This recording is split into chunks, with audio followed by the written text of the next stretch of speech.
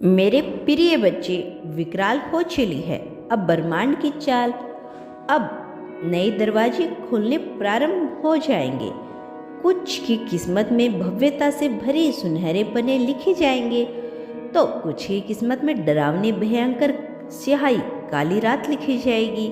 तुम्हारा पर्दा किस ओर झुकेगा, यह कर्म ही तय करेंगे। मैं तुम्हारे कर्मों का लेखा जोखा करने वाला परमपिता परमेश्वर तुम्हें यह बताने आया हूँ कि अब तुम्हें विभिन्न चीजों के लिए चुना गया है। नीति ने नई चालें चलनी प्रारंभ कर दी है। अब वैसा कुछ नहीं होगा जो कल्पनाओं से उत्पन्न होता है। अब परिस्थितियां बदल रही है। अब यह सवेरा एक नई कहानी गढ़ रहा है। जीत की कहानी, विकराल जीत की कहानी, ऐसी कहानी जिसको सुनने के बाद हर कोई चकाचौंध से भर जाएगा। हर कोई हैरानी पूर्वक तुम्हारे मुख को देखने लगेगा। मेरे प्रिय, जीत बड़ी भव्य होगी, इतनी शानदार कि तुम इसकी कल्पना नहीं कर सकते। और तुम्हारे हिस्से में यह जीत लिखी जा रही है। विनाश की घड़ियां अपना रुख इस ब्रह्मांड की ओर मोड़ रही है। अब तबाही का मंजर छाने वाला है, लेकिन तुम जीत के पायदान पर आगे चलने वाले हो। तुम्हारे कदम तेजी की राह में बढ़ रहे हैं। इतने भयानक विकराल विनाश के बावजूद तुम जीतने के लिए चुने गए हो, क्योंकि तुम एक पुण्य से भरी आत्मा हो। और आज इस जीत को सुनिश्चित करने के लिए तुम उसकी पुष्टि हर हाल में करनी होगी। अपने नाम को दर्ज करना होगा।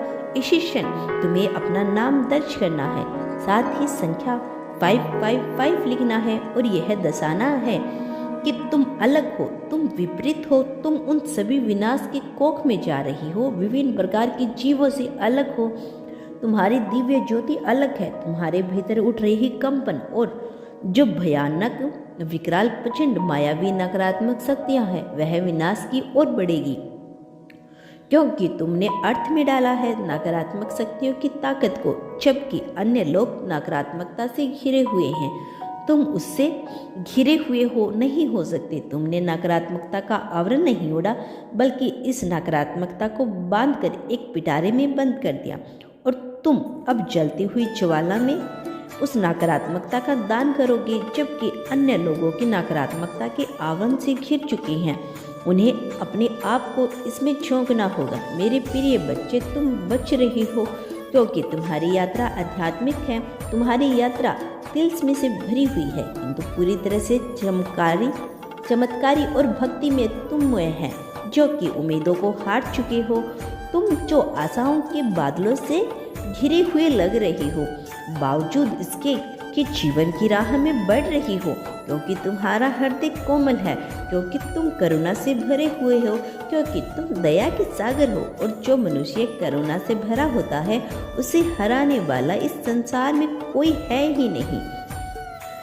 चाहे जीत की परिभाषा लिखी जाए या हार की गाथा, हर जगह चर्चा उस वीर की होती है जो हारने के लिए नहीं, बल्कि जीतने के लिए नहीं, बल्कि जीवन को कारागर बनाने के लिए अपना कार्य करता है। तुमने अपना जीवन सार्थक बनाने के लिए विभिन्न प्रयत्न किए। तुम शांतिपूर्वक, सुख में और सुकून से भरे हुए हो। जीवन की कामना सदैव करते आए हो। तुम्हारे जीवन में किसी भी प्रकार की कूटनीति, राजनीति, छल कपट, षड्यंत्र पड़े हैं। तुम उनसे ऊपर हो, इसीलिए समय ने तुम्हें गोद में लिया है। इसीलिए तुम्हारा समय चल पड़ा है। इसीलिए अब तुम उसके साथ उस अग्नि में नहीं जलो जिस अग्नि में जलकर हर कोई तबाह हो जाता है।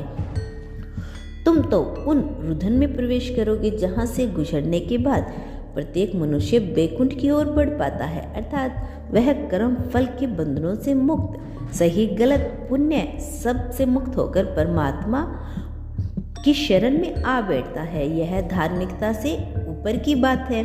यह मान्यताओं के कर्म कांड से ऊपर की बात है। यह अंतर की आत्मा की आवाज़, अंतरात्मा अर्थात तुम्हारे भीतर की आवाज़, यह आवाज़ जिसको सुनने के लिए हर कोई विवश हो पड़ा है। यह आवाज़ जिसको सुनने की कामना हर कोई करता है, किंतु व्यवस्था के बावजूद जिसे हर कोई नहीं सुन पाता, उसे केवल वही सुन पाता है जो पवित्र हो, जो निश्चल हो, जो पापी ना हो।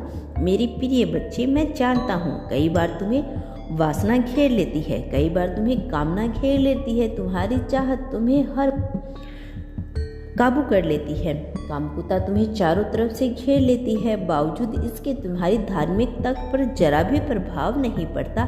धार्मिकता का अर्थ यहाँ किसी कर्म कांड पथ या मान्यता से नहीं, वास्तव में धार्मिकता तो सही और गलत वास्तविक पैमाने से चुनी हुई है। उन कर्मों के सहायता वो कहते हैं जहाँ तक तुम आप पहुँचना चाहते हो, जहाँ तक पहुँचने के लिए तुम्हें विभिन्न प्रकार के प्रयास किए हैं। प्रिय बच्चे, तुम्हारे कर्म सदैव सही दिशा की ओर बढ़ने का कार्य करते आए हैं। तुम्हारा कल्याण हो मेरे बच्चे, मेरा आशीर्वाद सदैव तुम्हारे साथ है। मैं जल्द लौटूंगी। अपना अगला संदेश लेकर आने वाले संदेश की प्रतीक्षा करना। धन्यवाद।